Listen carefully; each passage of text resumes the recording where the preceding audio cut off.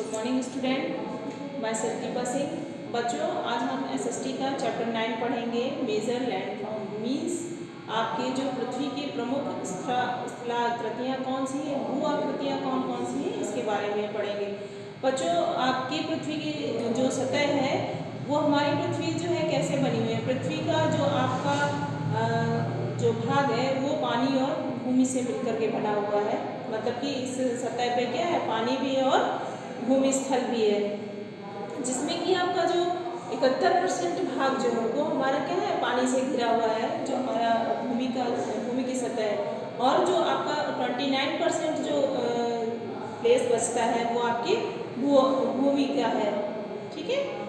और बच्चे बताना चाहेंगे कि आपके और इसके अलावा और कई चीज़ें हैं जो बचा हुआ 100% में जो बचता है वो अन्य जो आती है हमारी पृथ्वी की सतह पे।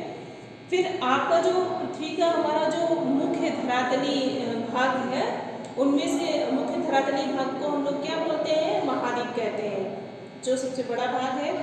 इसके बाद इसका जो हमारे पृथ्वी का मुख्य बड़ा पानी वाला भाग होता है उसको क्या ओशियंस बोलते हैं, जो महासागरों में हमारे काउंट किया जाता है।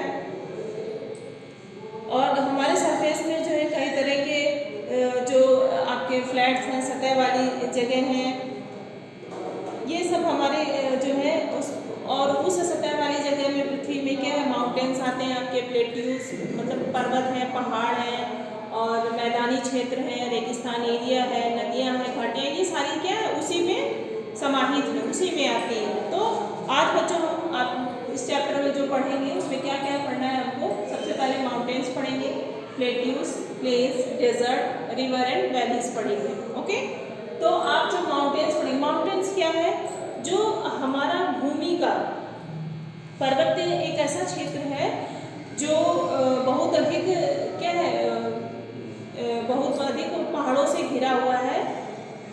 पहाड़ों को क्या है, जो पर्वत ऐसे होते हैं जो चारों तरफ क्या है घिरे होते हैं, भूमि को क्या है घेरे रहते हैं, जिसको क्या कहते हैं, पर्वत बोलते हैं। ये जो पर्वत हमारे बनते हैं ये क्या खड़ी ढलानों पे बनते हैं और ये कैसे घुमावदार होते हैं।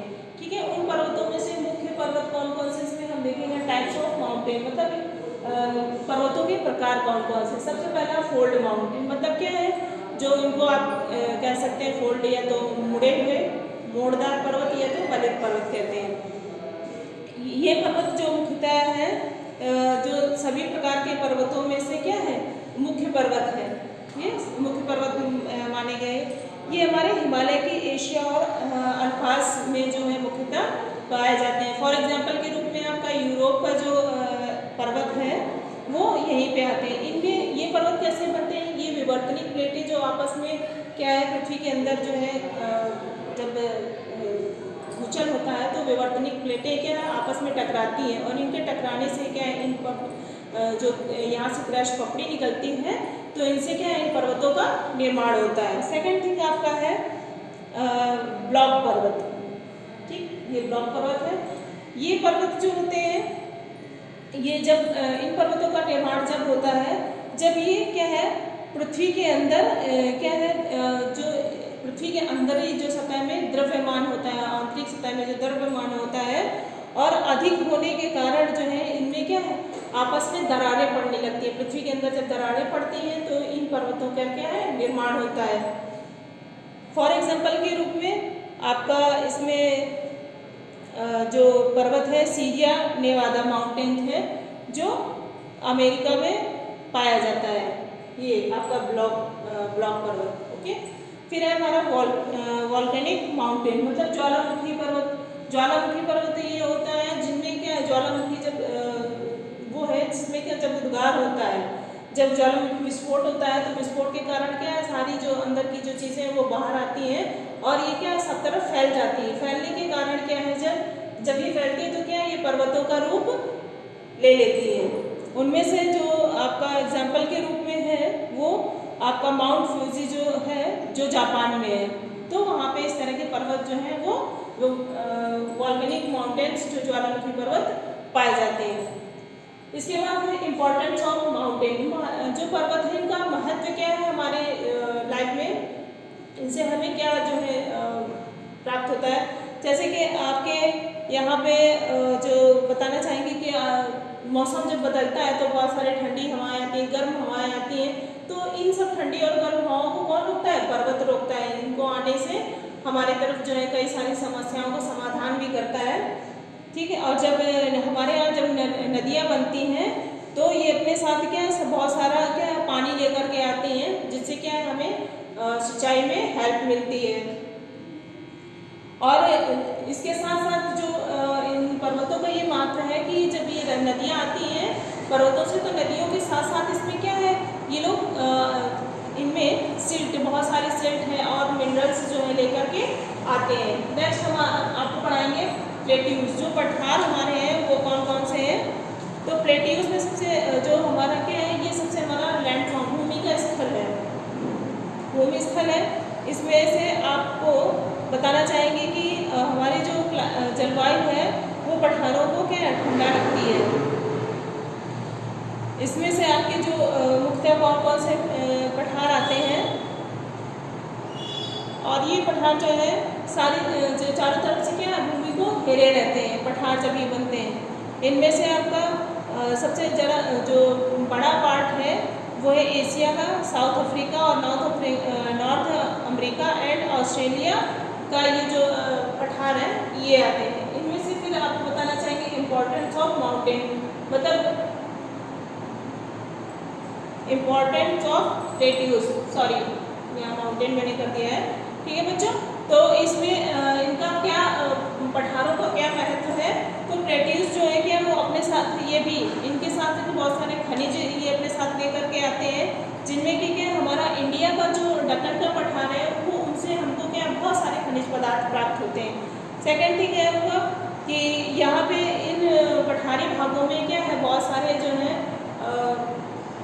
पशुपालन होता है, जिन पशुपालन से क्या है कि ग्रासलैंड काफ़ी है, मैदानी क्षेत्र है, तो इनमें क्या है घास बहुत ज़्यादा है, तो हम लोग क्या पशुपालन अच्छे से कर पाते हैं।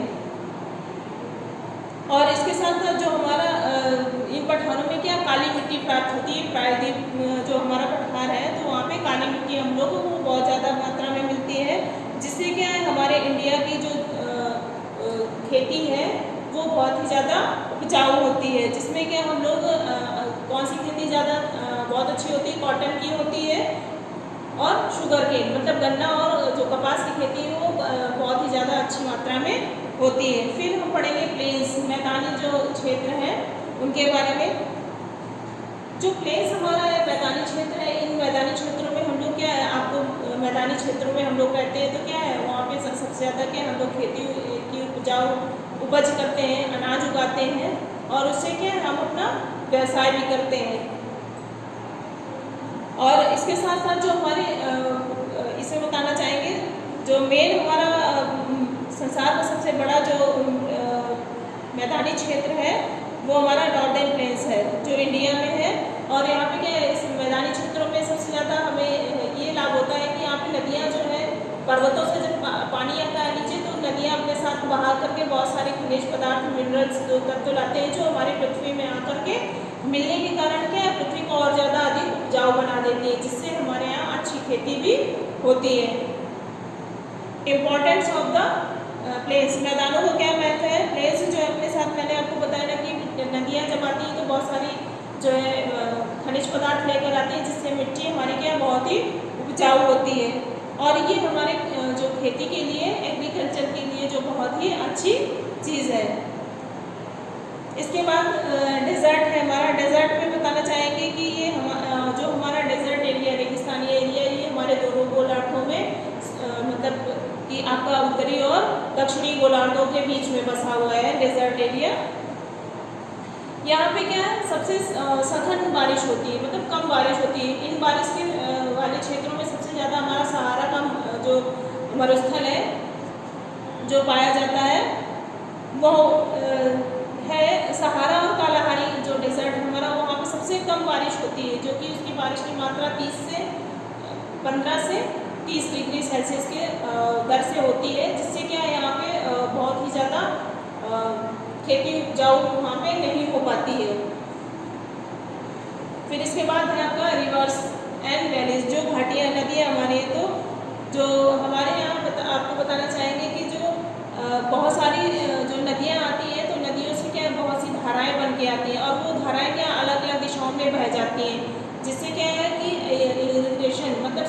कई साधन बनते हैं जा करके, और ये जो धाराएं वो आती हैं और आने के बाद जब इधर उधर बढ़ जाती हैं तो ये धाराएं आकर के वैली का रूप ले लेती हैं, क्या, घाटियों का। और ये घाटियाँ जो है कटाव के कारण इसमें क्या वी आकार की घाटी बन जाती है, ठीक है। तो और काफ़ी क्या गहराई ले लेती है और वी आकार की घाटी का रूप ले लेती है।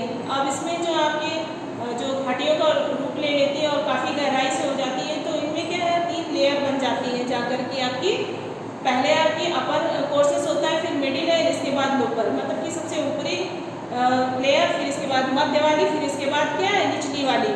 जो अपर लेयर हमारी होती है ये स्टेज जो होती है फॉर्मेशन के लिए बहुत ही अच्छी होती है। इससे अपने साथ ये क्या है जो ये नदियाँ जब आती हैं, घाटियाँ बनती हैं, तो क्या है कई सारे चैनल्स बनाती हैं और ये मुख्यतः क्या नदियों का निर्माण करती हैं। इसके साथ मिडिल वाली जो होती है ये सेकेंड स्टेज पे होती है हमारी, और ये हमारे नदियाँ जो आती हैं और क्या नदियाँ हमारी जो होती हैं वो माउंटेन से आती हैं और आकर के क्या मैदानी क्षेत्रों में फैल जाती हैं, जिससे क्या है यहाँ पे आने के बाद ये बहुत सारा क्या है वाटर बॉडीज पानी इकट्ठा कर लेती हैं यहाँ करके, और आने के बाद क्या है ये घुमावदार, आप अपनी बुक की फिगर में भी देख सकते हैं कि किस तरह जो पहाड़ों से आकर के सबसे ऊपरी लेयर, फिर मिडिल, फिर इसके बाद लेयर, ठीक है, लोअर सॉरी, तो किस तरह से ये आकर के और वी आकार की घाटी उसमें आपको दिखा रहा है कि किस तरह की वी आकार की घाटी जो हमारी इस तरह बन जाती है आकर के, इस तरह आकर के बन जाती है जाकर के ये वी आकार की घाटी का आकार ले लेती है, ऊपर से नीचे की तरफ चल आएगी ऐसे। तो ये वी आकार की घाटी का रूप ले लेती है यहाँ करके, ठीक है। इसके बाद हमारा लोअर प्रोसेस आता है। लोअर में जब ये थर्ड स्टेज हमारा होता है, इस स्टेज में क्या है जो नदियाँ बहुत ही धीरे गति में आती हैं, जब सबसे नीचे आ जाएंगी तो क्या है बिल्कुल धीरे गति में आकर स्लोली मोशन में आकर के, और क्या है ये आने के बाद क्या पूरे मैदान में पूरे प्लेस में फैल जाती है, और फैलने के बाद जो है इसका एक बहुत बड़ा भाग बन जाता है। अब जब लैंडफॉर्म पे आपके पानी आ जाएगा तो वो आने के बाद क्या है, अब तो पृथ्वी जब सतह पे आ गया तो सभी जगह फैल जाएगा। फैलने के बाद जो है ये सारी जो पानी जब सतह पे आता है तो ये कई तरह का रूप ले लेती है, जिसमें कि आपकी लेक बन जाती है, कई सारी झीलें बन जाती हैं, सी समुद्र बन जाता है, और जो कि ये हमारे क्या है जो जितने डेल्टा वाले क्षेत्र होते हैं तो फार्मिंग करने के लिए, खेती किसानी करने के लिए बहुत ही लाभकारी होते हैं। बच्चों ये चैप्टर जो आपको पढ़ाया है इसकी रीडिंग आप लोग घर में करेंगे, और इससे रिलेटेड अगर आपको कोई भी प्रॉब्लम होती है so please contact your class group. Okay, thank you.